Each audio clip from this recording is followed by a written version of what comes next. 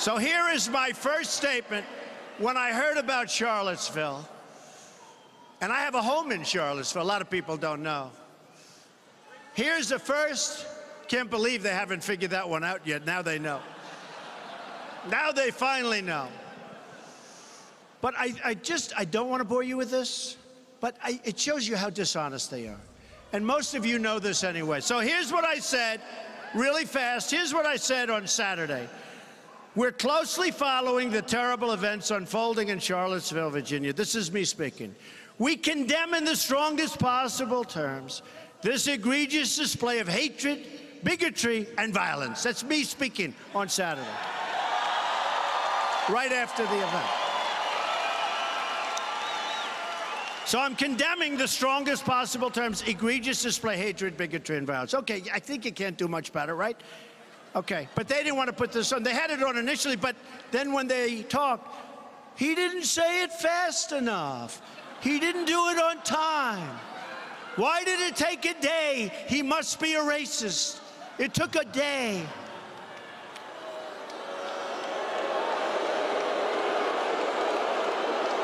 Dishonest people. So here is me. I hope they're showing how many people are in this room, but they won't. They don't even do that. The only time they show the crowds is when there's a disruptor or an anarchist in the room. I call them anarchists. Because believe me, we have plenty of anarchists. They don't want to talk about the anarchists. So this is me. It has no place in America. I'm talking about hatred, bigotry, and violence. It has no place in America. What is vital now is a swift restoration of law and order and the protection of innocent lives. No citizen should ever fear for their safety, security in our society, and no child should ever be afraid to go outside and play or be with their parents and have a good time. This is me speaking.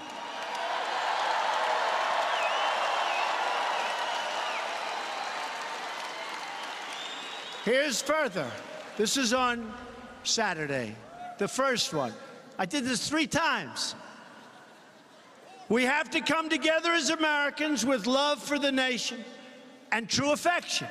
Really, and I say this so strongly, true affection for each other. I didn't say true affection for you and you. I said for each other, all of us, all of us, all of us. But they don't report it. They just let it go. Above all else, we must remember this truth. No matter our color, creed, religion, or political party, we are all Americans first. We love our country. We love our God. We love our flag.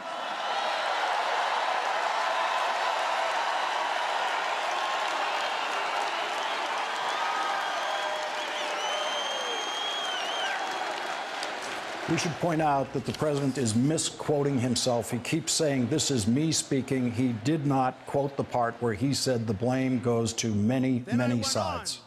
This is my first statement. And they said, remember, they said, well, he wasn't specific enough. Why wasn't he more specific? So in my second statement, I got really specific. And they said, why didn't he do it faster? I'm telling you, folks, look, I know these people probably better than anybody.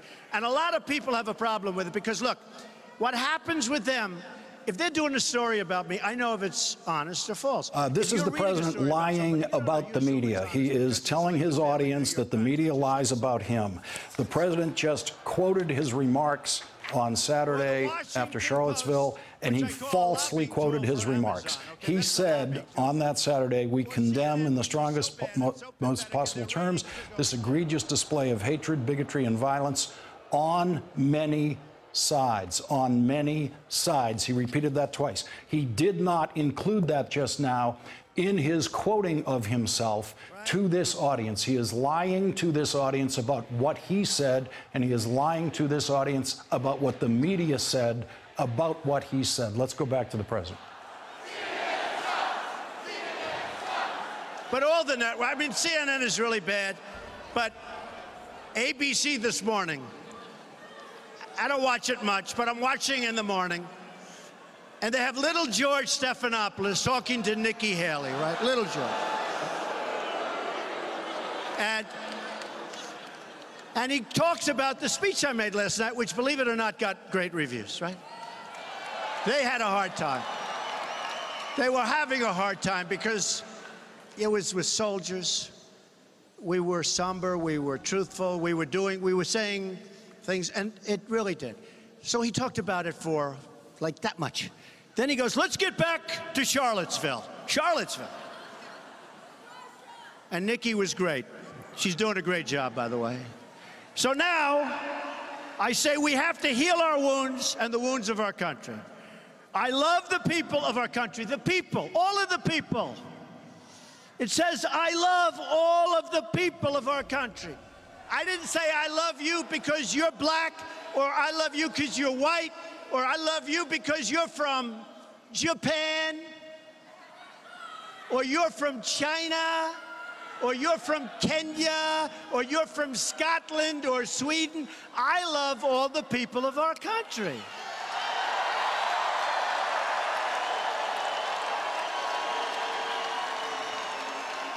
So I said, here's this is, by the way, folks, this is my exact words. I love all the people of our country. We're going to make America great again, but we're going to make it great for all of the people of the United States of America. And then they say, is he a racist? Is he a racist? Then I did a second one.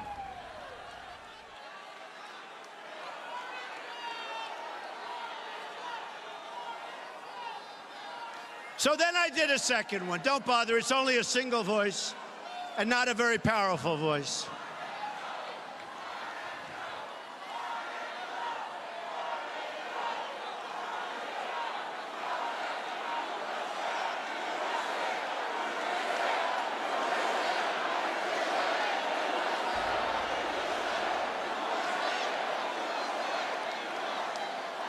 How did he get in here? He's supposed to be with a few people outside. How about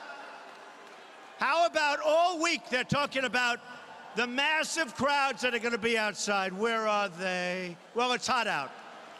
It is hot. I think it's too warm. You know, they show up in the helmets and the black masks, and they've got clubs and they've got everything. Antifa!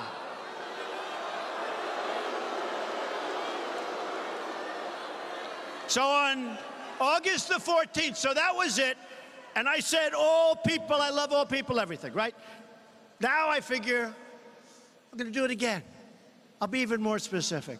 So I said, based on the events that took place over the last weekend in Charlottesville, I'd like to provide the nation with an update, because that was right after the event, the first one, right? An update on ongoing federal response to the horrific attack and violence that was witnessed by everybody. To anyone who acted criminally in this weekend's racist violence, you will be held fully accountable. Justice will be delivered. That's what I said. Listen to that. I said that, but they don't show that. They don't show it. They'll take one thing like, seriously, he was late was the best thing. He was late. So I said, to anyone who acted criminally in this weekend's racist violence. Okay. Then I go, we must love each other, show affection for each other, and unite together in condemnation of hatred, bigotry, and violence. We must rediscover the bonds of love and loyalty that bring us together as Americans, right? Then I said, racism is evil. Did they report that I said that racism is evil?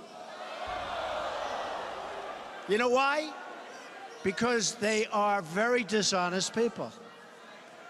So I said, racism is evil. Now, they only choose, you know, like a half a sentence here or there, and then they just go on this long rampage, or they put on these real lightweights all around the table that nobody ever heard of, and they all say what a bad guy I am.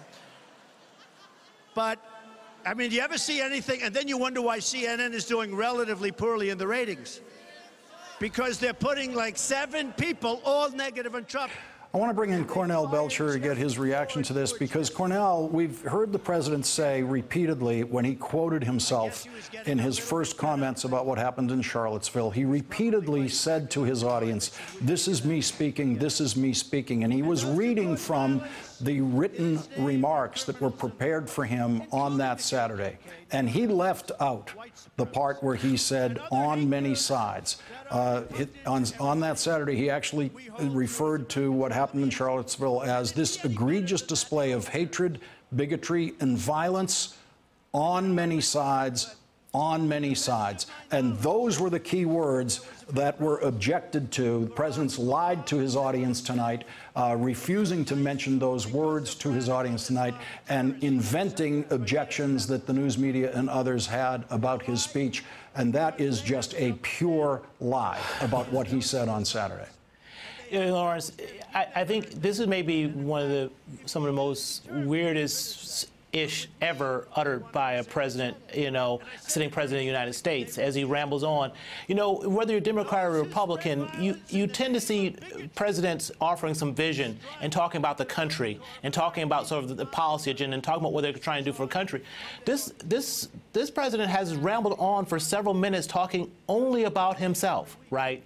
And, don't take my language from it, but Republican Senator Collins, who basically said the president failed in his moral obligation around Charlottesville, right? And he's giving a wink and a nod to neo-Nazis and white nationalists, right? And it is awfully divisive. But here's a real frightening part, Lawrence, is that yes, he's lying, and he's lying to those people at that rally, and it's not going to make a bit of difference, right? The core of his supporters, and you see it in polling right now, the core of his supporters are not moving off of him, no matter how outrageous an act he does in the White House, or how sort of whatever he does in the White House to sort of embarrass his country.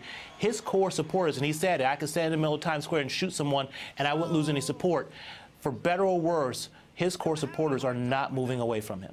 Yeah, and as I said earlier, we weren't going to go to this speech live because there's so much wasted time in a Trump speech where he's congratulating himself for things.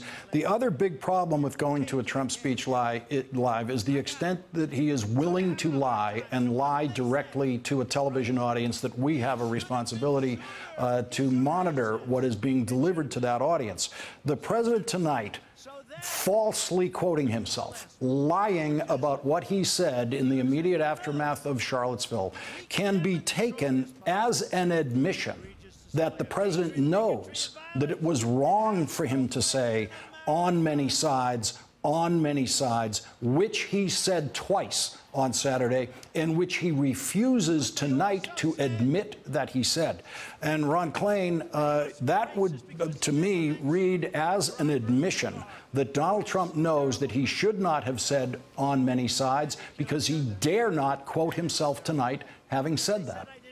Yeah, Lawrence, he also said that a lot of the people marching with the white supremacists and the neo-Nazis were very good people, and he's not bringing that quote up either. But clearly, as you say, his omission of his own words, his inability to quote what he said, shows a lack of accountability. And I also want to build on what Cornell said. I mean, it may be true that his core base is sticking with him, but I think his poll numbers are dropping because folks in the middle are disappointed and saddened by his leadership. Presidents, I've been here for Democratic and Republican presidents, I disagreed with them, but presidents at their best speak to the suffering of others.